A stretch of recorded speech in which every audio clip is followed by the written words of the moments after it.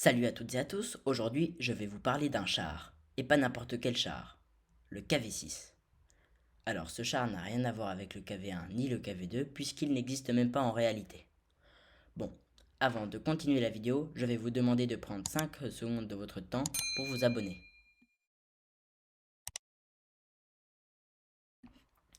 Alors premièrement, je vais vous raconter la supposée histoire de ce char long de plus de 15,60 m. L'idée va venir de Staline lorsqu'il apprendra en juin 1941 qu'un KV-2 a réussi à tenir en garde toute la 6e Panzer-Division pour plus de 24 heures. Cela a fait référence à la bataille de Raseiniai.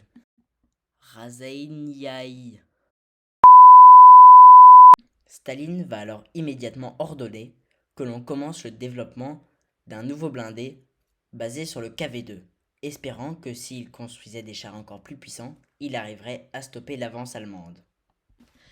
Il fallait qu'il ait 3 tourelles et qu'il soit fortement blindé et armé pour pouvoir se défendre contre tout type d'attaque. Le projet sera confié à Kotin et Barikov. Alors un peu plus tard, les ingénieurs se plaignirent à Staline et lui dirent que les 3 tourelles rendaient le char trop long et trop lourd en conséquence. Il aurait répondu: pas besoin qu'il tourne, il ira directement à Berlin. Le design final donnera le KV6 Behemoth. Il sera construit à partir des composants du KV1 et 2, du BT5, du T60 et du T38. Il fallait qu'ils utilisent des composants d'autres chars dû à la pression que Staline exerçait sur eux constamment, dû à l'approche des troupes allemandes des industries soviétiques.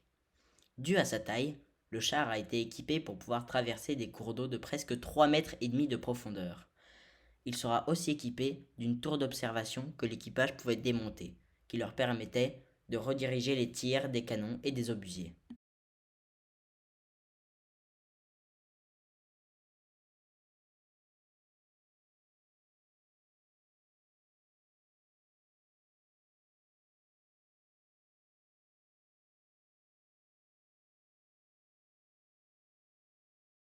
Le second prototype sera envoyé de nouveau à la hâte pour la défense de Stalingrad.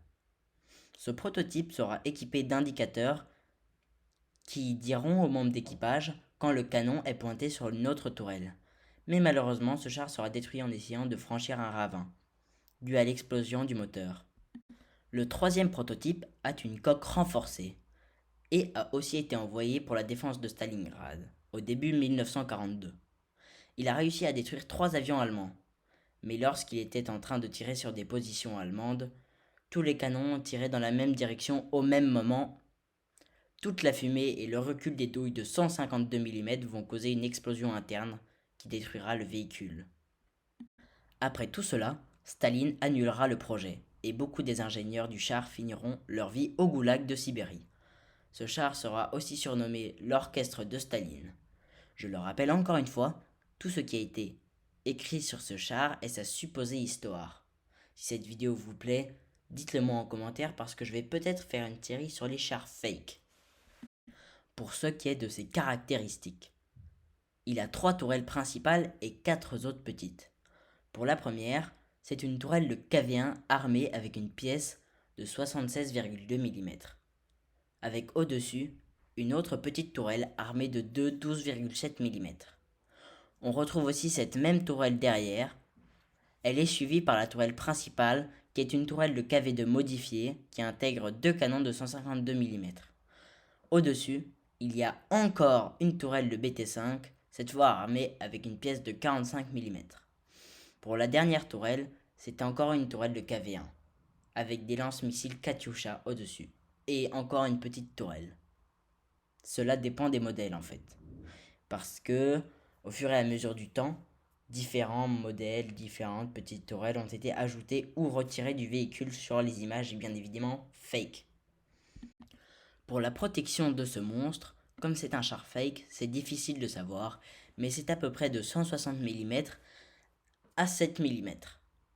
Bon, maintenant passons à sa vraie histoire. Ce char a été inventé par un créateur de maquettes nommé Brian Fowler en 1977 pour une compétition de science-fiction. Voilà, c'est la fin de la vidéo, j'espère qu'elle vous aura plu. Si c'est le cas, abonnez-vous et likez la vidéo. et dites si vous avez aimé et si vous voulez que je fasse une série sur les chars fake, hein. Alors, il y a déjà une vidéo qui a été faite sur ce sujet-ci en anglais. En fait, la mienne est très ressemblante, mais c'est parce qu'en fait, je suis allé sur le même site. Je suis tombé par hasard sur le même site.